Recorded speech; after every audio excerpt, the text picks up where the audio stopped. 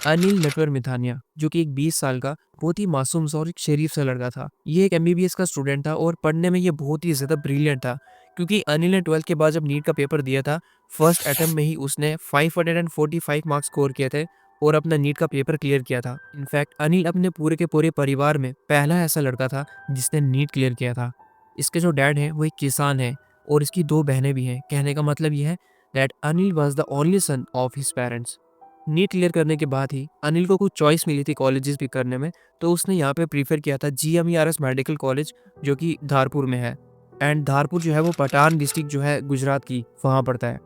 अब यहाँ पर ये मेडिकल कॉलेज सेलेक्ट करने का रीज़न जो अनिल के द्वारा उसके पेरेंट्स को बताया गया था वो ये कि उसकी नज़रों में यहाँ का मैनेजमेंट, यहाँ का जो स्टाफ था और यहाँ के students as compare to other medical college, वो अनिल के नज़रों में ज़्यादा बढ़िया थे। और जो अनिल का घर था वो यहाँ से सिर्फ 150 किलोमीटर ही दूर था, तो ये भी एक रीज़न था। अनिल को फाइनली अब एक बहुत ही अच्छा मेडिकल कॉलेज मिल चुका था और अब वो बहुत ही ज़्यादा खुश भी था, क्योंकि हर एक का ड्रीम होता है ना एक अच्छा कॉलेज मिलना। खासकर किसी मेडिकल के स्टूडेंट को अगर हम देखें तो लोग कितना ज़्यादा कम्पीट करते हैं कि हमारे अच्छे नंबर आए, हमें अच्छा रैंक मिले ताकि हमें कोई बढ़िया मेडिकल कॉलेज मिले। और अनिल के केस में भी बिल्कुल ऐसा ही था, क्योंकि ये पहला था अपने पूरे के पूरे परिवार में जिसने यहाँ पे नीट क्लियर किया था और मेडिकल कॉलेज उसे मिल चुका था अब। बेसिकली वो बहुत ही ज़्यादा खुश था अपनी लाइफ से और पढ़ाई में तो he is a brilliant student. अब 1 महीना गुजर जाता है अनिल को इस मेडिकल कॉलेज में। वो अक्टूबर 2024 में यहाँ पे आया था, लेकिन 16 नवंबर 2024 की रात को कुछ सीनियर्स के द्वारा 11 फ्रेशर्स, जिनका ये फर्स्ट ईयर था बेसिकली इस मेडिकल कॉलेज में, उन्हें अपने रूम पे बुलाया जाता है। यहाँ पे करीब 15 सीनियर्स थे और 11 ऐसे स्टूडेंट थे जिनका ये फर्स्ट ईयर था, उनमें से अनिल भी एक था।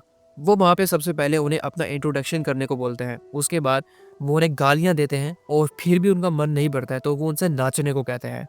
अब ये सब देखकर अनिल के माइंड में उस वक्त क्या चल रहा था ये सिर्फ अनिल को ही पता है, बट फॉर श्योर ये चीज़ तो ज़रूर उसके माइंड में आई होगी कि इतनी मेहनत करने के बाद, इतनी डेडिकेशन से पढ़ने के बाद भी उसे अपने सीनियर्स के सामने ये सब करना पड़ रहा है।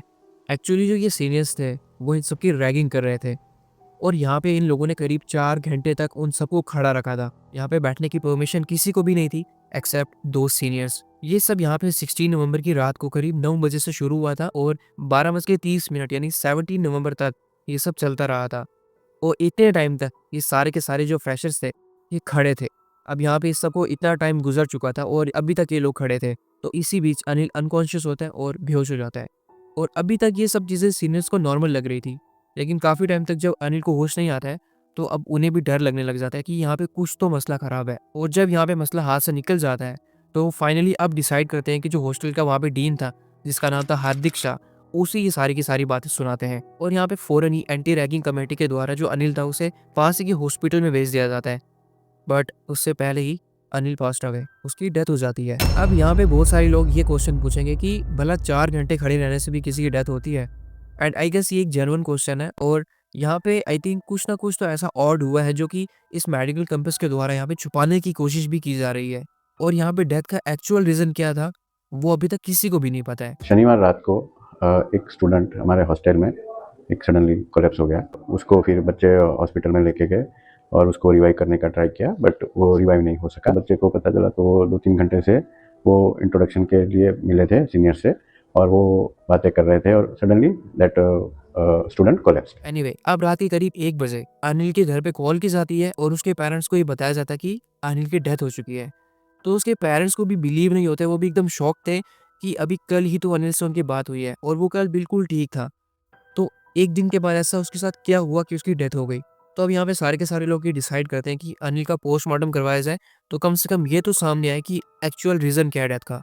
अनिल के एक कज़न है जिनका नाम है गौतम मिथानिया, उनका ये कहना है कि आज करीब इस इंसिडेंट को हुए 2 हफ्ते बीत चुके हैं, उसके बावजूद भी अभी तक अनिल की पोस्टमार्टम रिपोर्ट नहीं आई है। और तो और कॉलेज के स्टाफ के साथ और ना ही अथॉरिटीज़ के साथ उनकी बात हो पा रही है। अनिल के एक और कज़न है जिनका नाम है संदीप, उनका ये कहना है कि हमें अपने भाई के लिए जस्टिस चाहिए और हमें उन कल्प्रिट्स का टर्मिनेशन नहीं बल्कि सस्पेंशन चाहिए, जिन 15 सीनियर्स ने मिलकर अनिल के साथ ये सब किया था। और तो और वो ये भी बोलते हैं कि इनको ना ही इंडिया में और ना ही अब्रॉड कोई पढ़ने का हक है। भला ये किसी की क्या हेल्प करेंगे डॉक्टर बन के जिन्होंने एक बच्चे की जान ले ली। बाय द वे मैं यहाँ पर उन सीनियर्स के नाम मेंशन कर देता हूँ, आप यहाँ पे रो के पढ़ सकते हो।